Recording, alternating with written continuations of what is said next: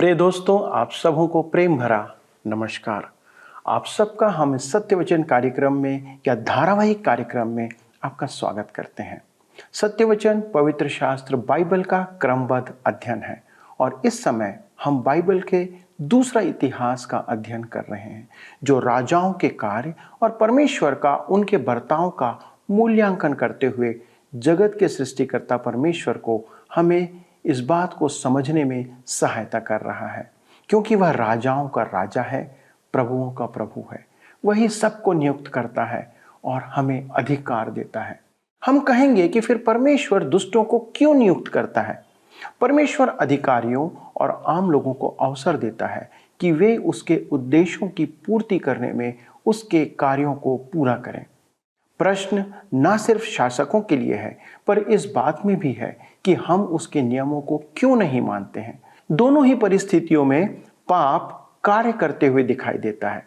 इसलिए जब हम इन राजाओं के जीवन को देखते हैं तो परमेश्वर के व्यवहार को हम अपने जीवन के लिए भी समझ सकते हैं। इसलिए सत्यवचन कार्यक्रम में हम इस बाइबल का अवलोकन करते हैं कि हम उसमें अपने जीवन का अवलोकन कर सकें। आइए दोस्तों, हम आज के अध्ययन में अपने जीवन के लिए जीवनदायक बातों को सीखने का प्रयास करें। मित्रों, आज हम देखेंगे यहोराम का दंड। अब हम एलिय्याह की भविष्यवाणी की निश्चितता को देखेंगे। दूसरा इतिहास 21 अध्याय उसके 16 से 17 पद में लिखा है, तब यहोवा ने पलिश्तियों को और कूशियों के पास रहने वाले अरबियों को यहोराम के विरुद्ध उभारा।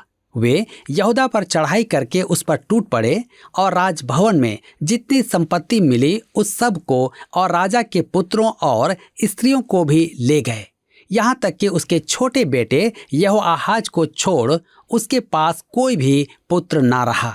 आसा और यहोशापात के समय सब कुछ शांत था। अब उनकी आत्मा विचलित है। युद्ध की तैयारियां हो रही हैं। क्यों? युद्ध पाप का परिणाम है। कई बार हम युद्ध को युद्ध के मैदान तक सीमित करते हैं, लेकिन युद्ध का आरंभ घर में होता है। उसका आरंभ मानवीय मन के पास से है।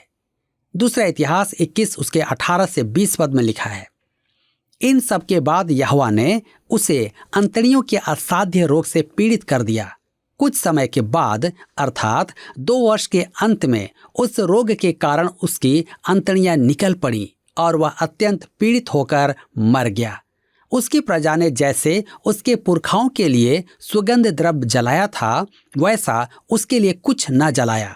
वह जब राज्य करने लगा तब 32 वर्ष का था और यरूशलेम में 8 वर्ष तक राज्य करता रहा और सबको अप्रिय होकर जाता रहा।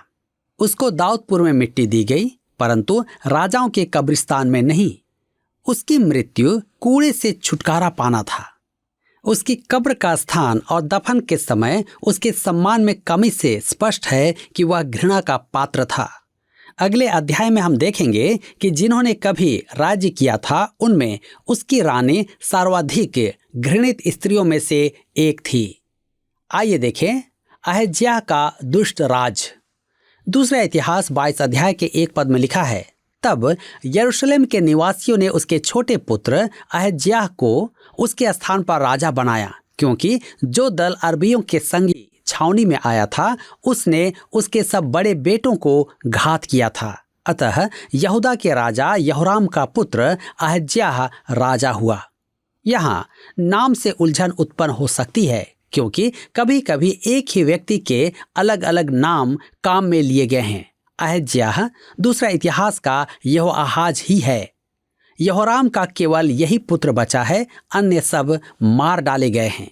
दूसरा इतिहास 22 उसके 2 से 4 पद में लिखा है, जब अहज्याह राजा हुआ तब वह 22 वर्ष का था और यरूशलेम में 1 ही वर्ष राज्य किया। उसकी माता का नाम अतल्याह था, जो ओमरी की पोती थी। वह आहाब के घराने की सी चाल चला, क्योंकि उसकी माता उसे दुष्टता करने की सम्मति देती थी। वह आहाब के घराने के समान वह काम करता था जो यहोवा की दृष्टि में बुरा है, क्योंकि उसके पिता की मृत्यु के बाद वे उसको ऐसी सम्मति देते थे जिससे उसका विनाश हुआ। मेरे मित्रों, सिंहासन पर वास्तव में अतल्याह ही बैठी है। सिंहासन के पार्श्व में उसी का राज चल रहा है। वह आहाज और इजेबेल की पुत्री है। वह ओमरी की दादी है। उसने अपनी सत्ता त्यागी नहीं है। आपको स्मरण होगा कि उसने अपने पति यहोराम को परमेश्वर से विमुख किया था। अब उसका पुत्र अहज्याह अपनी मां की अगुवाई में चल रहा है। उसने उत्तरी राज्य से संधि की और आहाब के घराने से अपना विनाश लाया। अब उस पर प्रतिकार का दंड आएगा। हम पढ़ेंगे दूसरा इतिहास 22 के 5 पद में। वह उनकी सम्मति के अनुसार चलता था और इस्राएल के राजा आहाब के पुत्र यहोराम के संग गिलाद के रामोत में अराम के राजा हजाएल से लड़ने को गया और अरामियों ने यहोराम को घायल किया। यह नाम भी उलझन उत्पन्न करेगा, क्योंकि यहोराम नाम के राजा दोनों उत्तरी और दक्षिणी राज्यों में रहे हैं। ऐसा प्रतीत होता है कि वही व्यक्ति फिर उभरा है, परंतु यहूदा का राजा यहोराम मर चुका है। अब उसका पुत्र अहज्याह यहूदा में राज कर रहा है और वह उत्तरी राज्य के राजा यहोराम से संधि करता है। यहोराम इस युद्ध में अरामियों द्वारा घायल किया गया। दूसरा इतिहास 22 के 6 पद में लिखा है, अतः राजा यहोराम इसलिए लौट गया कि इज़राइल में उन घावों का इलाज कराए जो उसको अरामियों के हाथ से उस समय लगे थे जब वह हजाएल के साथ लड़ रहा था, क्योंकि आहाब का पुत्र यहोराम जो इज़राइल में रोगी था, इस कारण से यहूदा के राजा यहोराम का पुत्र अहज्याह उसको देखने गया। यहूदा का राजा अहज्याह यहोराम से भेंट करने गया। यहोराम इज़राइल में अपने घावों का उपचार करवा रहा था। संभवतः वह उसके लिए फल आदि कुछ लेकर गया। दूसरा इतिहास 22 के 7 में लिखा है, अहज्याह का विनाश यहोवा की ओर से हुआ, क्योंकि वह यहोराम के पास गया था। जब वह वहां पहुंचा तब यहोराम के संग निमशी के पुत्र एहू का सामना करने को निकल गया, जिसका अभिषेक यहोवा ने इसलिए कराया था कि वह आहाब के घराने का नाश करे। यहाँ रोचक बात तो यह है कि एहू को मालूम नहीं था कि दक्षिण का राजा अहज्याह भी वहां है। देखिए वहां क्या हुआ। दूसरा इतिहास 22 के 8 पद में लिखा है, जब येहू आहाब के घराने को दंड दे रहा था तब उसको यहूदा के हाकिम और अहज्याह के भतीजे जो अहज्याह के टहलुए थे मिले और उसने उनको घात किया। ये अहज्याह के भाइयों के पुत्र वास्तव में उसके भाई नहीं थे, क्योंकि अहज्याह के तो सब भाई घात किए गए थे। दूसरा इतिहास 21 के 17 पद में वे अरबियों द्वारा घात किए गए थे। वे इन मृतक भाइयों के पुत्र थे। यहूदा के हाकिम अर्थात उसके दूर के संबंधी जो संभवतः वहां के पदाधिकारी थे, येहू ने उन सबको तलवार से घात किया। अब वह अहज्याह के पीछे जाता है क्योंकि वह भाग गया था, परंतु अंततः वह पकड़ा गया और घात किया गया। दूसरा इतिहास 22 के 9 में हम पढ़ते हैं, तब उसने अहज्याह को ढूंढा, वह शोम्रोन में छिपा था। अतः लोगों ने उसको पकड़ लिया और येहू के पास पहुंचाकर उसको मार डाला। तब यह कहकर उसको मिट्टी दी, यह यहोशापात का पोता है जो अपने पूरे मन से यहोवा की खोज करता था और अहज्याह के घराने में राज्य करने के योग्य कोई न रहा। यह रक्तपात का युग था। परमेश्वर इसलिए यह सब लिख रहा है कि हम निश्चित रूप से जान ले कि पाप का न्याय होना है और मनुष्य पाप करके बच नहीं सकता। यह कैसी जटिल स्थिति है। मैं आपसे पहले ही कह चुका हूं कि पाप का मार्ग टेढ़ा और जटिल होता है। अब हम देखेंगे अतल्याह का नृशंस राज। दूसरा इतिहास 22 के 10 में लिखा है, जब अहज्याह की माता अतल्याह ने देखा कि मेरा पुत्र मर गया, तब उसने उठकर यहूदा के घराने के सारे राजवंश को नष्ट किया। मित्रों, मैं आपसे स्पष्ट कहता हूं कि अपने ही नाती पोतों की हत्या करने वाला मनुष्य वास्तव में खूनी और नीच हो सकता है। यदि आप नाना दादा हैं तो मेरी भावनाओं को समझें। मैं समझता हूं कि उन्हें नाती पोते क्यों कहते हैं। वे महान होते हैं। सच तो यह है कि नाती पोते बच्चों से अधिक अच्छे होते हैं। यदि मुझे यह पता होता कि वे कैसे अच्छे होते हैं तो मैं अपनी संतान की अपेक्षा नाती पोते मांगता। मैं समझ नहीं पाता कि इस खूनी रानी ने अपने नाती पोतों की हत्या किस मन से की होगी उसने सबकी हत्या कर दी, परंतु एक बच निकला। दूसरा इतिहास 22 उसके 11-12 पद में हम पढ़ते हैं, परंतु यहोशावत जो राजा की बेटी थी, उसने अहज्या के पुत्र योआश को घात होने वाले राजकुमारों के बीच से चुराकर धाई समेत बिछौना रखने की कोठरी में छिपा दिया। इस प्रकार राजा यहोराम की बेटी यहोशावत, जो यहोयादा याजक की स्त्री और अहज्या की बहन थी, उसने योआश को अतल्याह से ऐसा छिपा रखा कि वह उसे मार डालने न पाई। वह उसके पास परमेश्वर के भवन में 6 वर्ष छिपा रहा। इतने दिनों तक अतल्याह देश पर राज्य करती रही।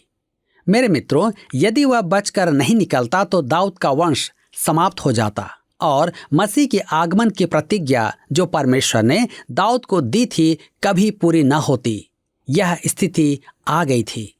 यहाँ आप समझ सकते हैं कि शैतान मसीह के आगमन की वंशावली को बार बार नष्ट करने का प्रयास कर रहा है।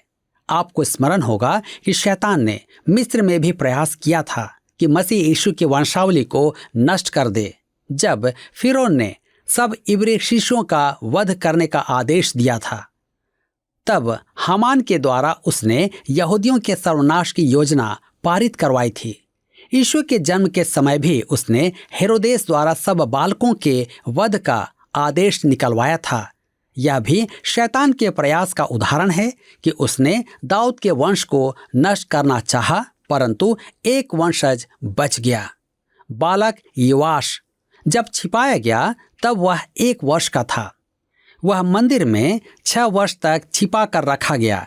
इस बीच वह खूनी स्त्री राज कर रही थी। आइए हम आगे देखेंगे। अध्याय 23 और 24 विषय है योआश के राज्यकाल में जागृति।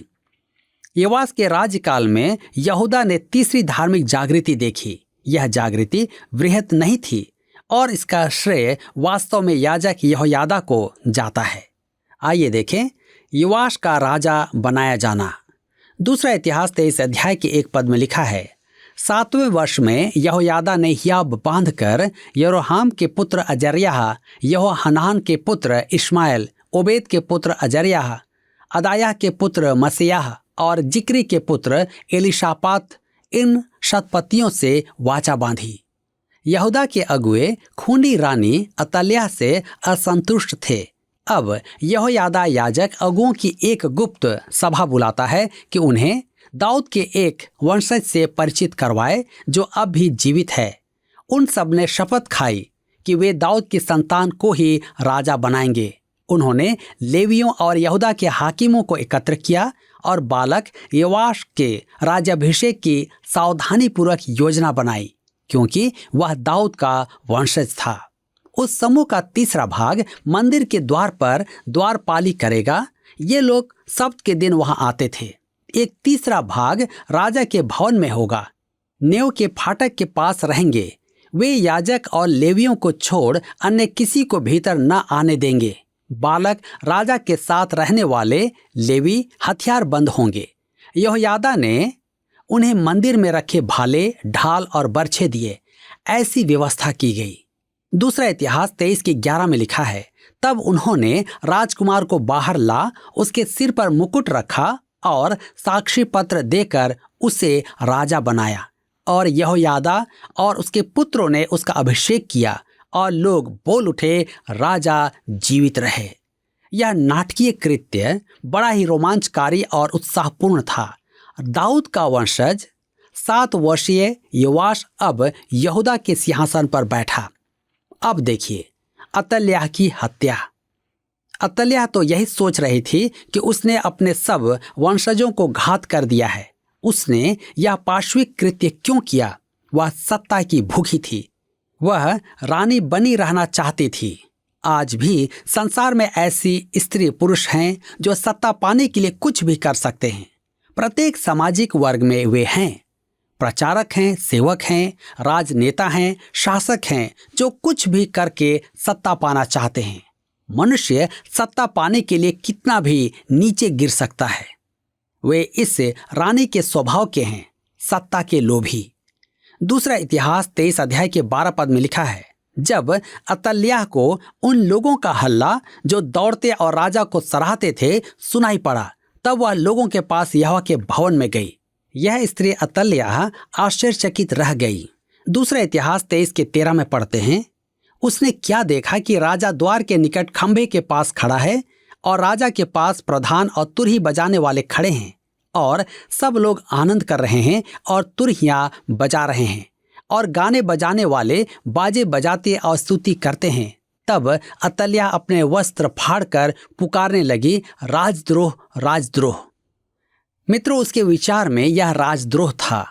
दूसरा इतिहास 23 उसके 14 और 15 पद में हम पढ़ते हैं, तब यहोयादा याजक ने दल के अधिकारी शतपतियों को बाहर लाकर उनसे कहा, उसे अपनी पंक्तियों के बीच से निकाल ले जाओ और जो कोई उसके पीछे चले वह तलवार से मार डाला जाए। याजक ने कहा, उसे यहोवा के भवन में न मार डालो। तब उन्होंने दोनों ओर से उसको जगह दी और वह राजभवन के घोड़ा फाटक के द्वार तक गई और वहां उन्होंने उसको मार डाला। अब हम देखते हैं यहोयादा द्वारा सुधार। योआश अभी 7 वर्षीय बालक ही था, अतः यहोयादा उसका प्रतिशासक था। वही योआश के बड़े होने तक निर्णय लेता रहेगा।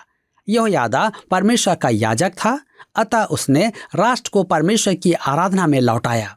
दूसरा इतिहास 23:16 में लिखा है, तब यहोयादा ने अपने और सारी प्रजा के और राजा के बीच यहोवा की प्रजा होने की वाचा बंधाई।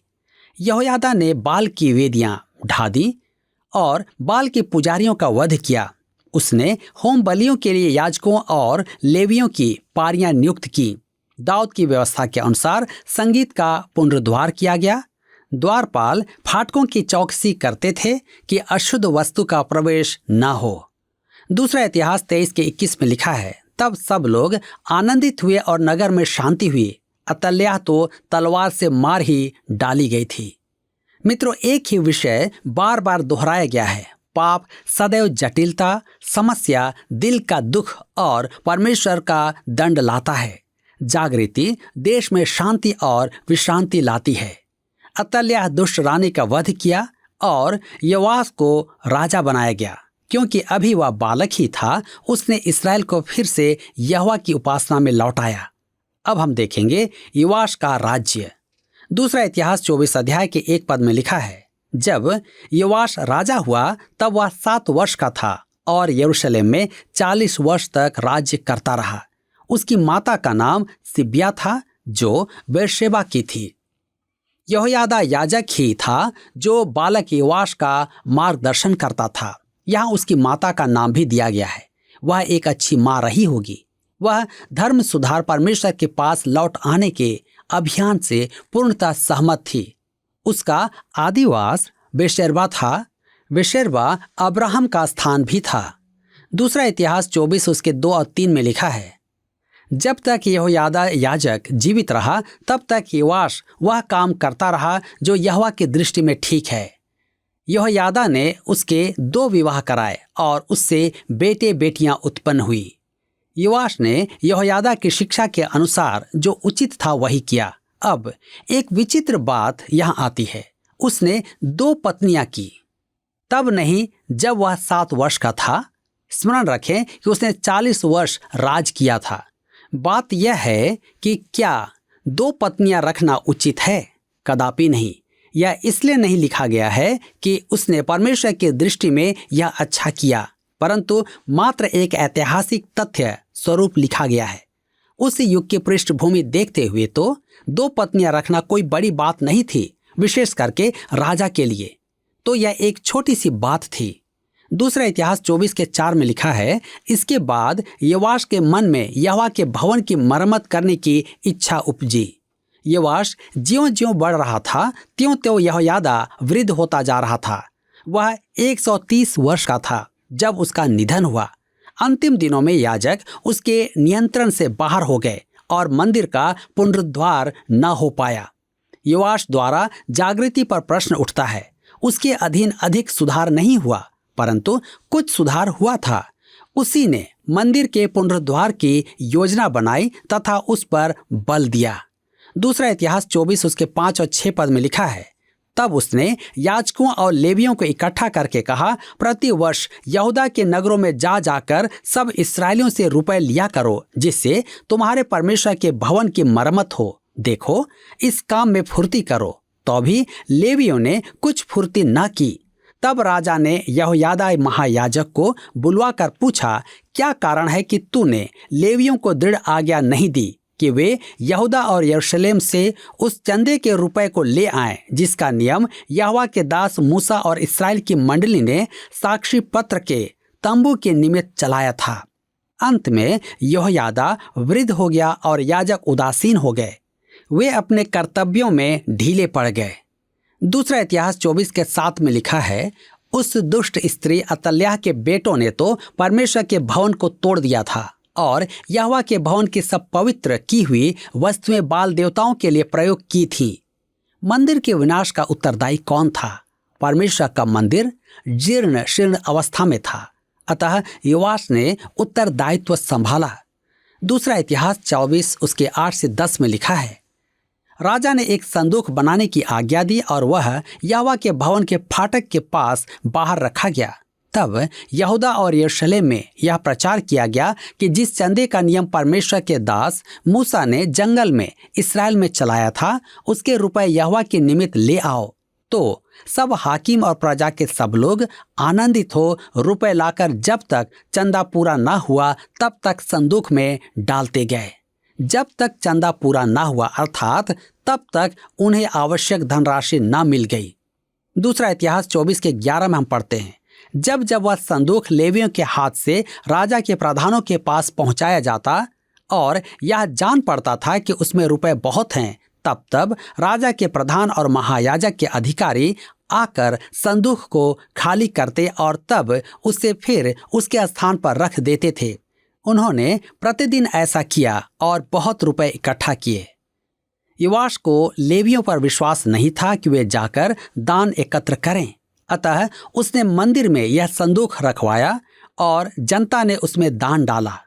प्रसंगवश तब से आज तक अनेकों संस्थाओं ने यह विधि काम में ले ली है। वे एक संदूक रख देते हैं जिसे योआश का संदूक कहा जाता है और श्रद्धालुओं से कहते हैं कि उसमें दान डालें। मेरे मित्रों, क्या आज आप परमेश्वर की सेवा के लिए दान डालते हैं? पिछले प्रश्न का उत्तर है ए, प्रार्थना का भेद। विश्वास रखकर परमेश्वर के पास आना प्रार्थना का भेद है। आज का प्रश्न है, किस एक ही नाम के 2 राजा उत्तरी और दक्षिणी राज्यों में राजा रहे? ए अहज्या, बी येहू, सी अहाब, डी यहोराम।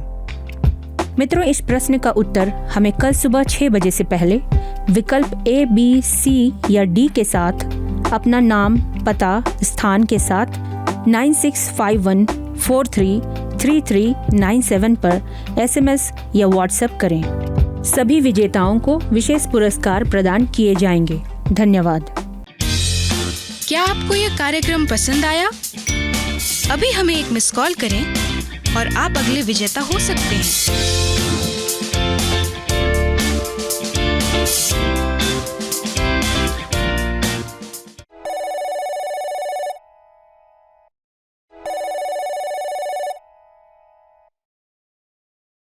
प्रिय मित्रों, यह एक आम प्रश्न है हम सबके हृदय में, हम सबके मनों में कि परमेश्वर दुष्टों को शासक होने के लिए क्यों अनुमति देता है। इस परिस्थिति में हम भी यह प्रश्न उठा सकते हैं कि यह कैसा विधान है जो 7 साल के बच्चे को राजा के आसन पर विराजमान कर देता है। योआश यहूदा का राजा 7 वर्ष की उम्र में ही बन गया था और बाद में उसने यहूदा के राज्य में आत्मिक जागृति को लाया। परमेश्वर ने हर एक को बुद्धि दिया है और निर्णय लेने की स्वतंत्रता भी हमें दिया है, चाहे वह राजा हो या एक साधारण मनुष्य। और इस रीति से हम सबको अपनी समानता में उसने बनाया है। परमेश्वर राजाओं और शासकों को अपने अधिकार क्षेत्र में उत्तम कार्य के लिए मूल रूप से नियुक्त करता है और हमें परिवार की मूल रूप से संचालन करने की जिम्मेदारी उसने प्रदान किया है कि एक उत्तम पीढ़ी का हम निर्माण करें। बच्चों का जीवन प्रदर्शित करता है कि उनके माता पिता ने जिम्मेदारियों को कैसे पूरा किया है। समय पर किया गया कार्य निर्माण करता है, परंतु असमय किया गया कार्य संदेहपूर्ण होता है। ऐसा प्रतीत होता है कि योआश की माता ने उसे उत्तम शिक्षा दिया था। परमेश्वर अपने लोगों के बीच में मिश्रण नहीं चाहता, इसलिए उसने दुष्ट शासकों का न्याय किया। वह नियुक्ति भी करता है और न्याय भी करता है। यह हमारे संबंध में भी लागू होता है। इसलिए आइए अपने जीवन के संबंध में भी हम सावधान रहें और इसी सावधानी के साथ अपने जीवन को व्यतीत करें। परमेश्वर के सन्मुख आइए हम आए और इस बात का निर्णय लें कि हम कैसे अपनी जिम्मेदारियों को पूरा कर सकते हैं। आइए प्रार्थना करें। हमारे स्वर्गीय पिता, हमारे प्रभु यीशु के नाम से धन्यवाद के साथ एक बार फिर आपके सन्मुख आते हैं प्रभु, क्योंकि आपने हमें ना केवल जीवन दिया है परंतु जीवन में बहुत सी जिम्मेदारियां आपने दिया है। प्रभु, हम प्रत्येक दिन प्रभु अपनी जिम्मेदारियों को पूरा करने के लिए नियुक्त किए गए हैं। प्रभु, ये आपने दिया जो समय है हमें, इस समय में प्रभु अनुग्रह करें कि अपने काम को हम पूरा करने पाएं। प्रभु, हमारी प्रार्थना है आपसे हमारे सभी दर्शकों के लिए कि पिता परमेश्वर आप उनकी सहायता करें कि वे अपनी दैनिक जिम्मेदारियों को, अपनी रोजमर्रा की जिम्मेदारियों को पूरी करने पाएं। चाहे ये जिम्मेदारी उनके व्यक्तिगत जीवन की हो, चाहे ये जिम्मेदारी उनके पारिवारिक जीवन की हो, चाहे कार्यालय में या व्यापार के प्रति अपनी जिम्मेदारियां हों, या फिर कलीसिया के प्रति या सेवा के प्रति उनकी जिम्मेदारियां हों। प्रभु, हमारी प्रार्थना है कि आप सहायता करें कि वे एक सही निर्णय लेकर के अपनी जिम्मेदारियों को पूरे करने पाएं और ऐसा कार्य करके प्रभु आपकी महिमा को प्रकट करें।